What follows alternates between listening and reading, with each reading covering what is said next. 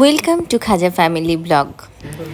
সেদিন হঠাৎ করে আমি এজাজের সাথে বের হলাম, তো এজাজ আমাকে নিয়ে চলে আসলো টুচকাতে।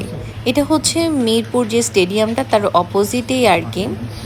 তো এই যে দেখতে পাচ্ছেন, আমরা অর্ডার দিয়েছিলাম হচ্ছে 2 রকম ফুচকা, সেই সাথে লাচ্ছি। কিন্তু ওরা কিছুক্ষণ পরে বলল যে লাচ্ছি নাকি হবে না।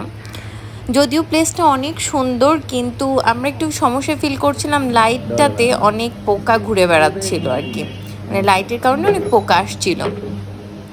আর টেস্টের দিক দিয়ে আমি বলবো ফুচকাগুলো মোটামুটি ছিল, মানে খুব অনেক ভালোও না আবার অনেক খারাপও না। আমরা একটা নর্মাল ঝাল ফুচকা নিয়েছিলাম, আর একটা দই দেয়া, টক দই দিয়ে একটা যে ফুচকা, দই ফুচকা, সেটা হচ্ছে নিয়েছিলাম।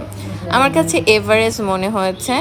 অনেকেই বলে যে অনেক ভালো, বাট হচ্ছে আমরা গিয়ে যে আমরা মানে খেলাম, আমাদের অতটা ভালো লাগেনি, নর্মাল দোকানের মতো লেগেছে। তো এখানে শেষ করছি, আল্লাহ হাফেজ।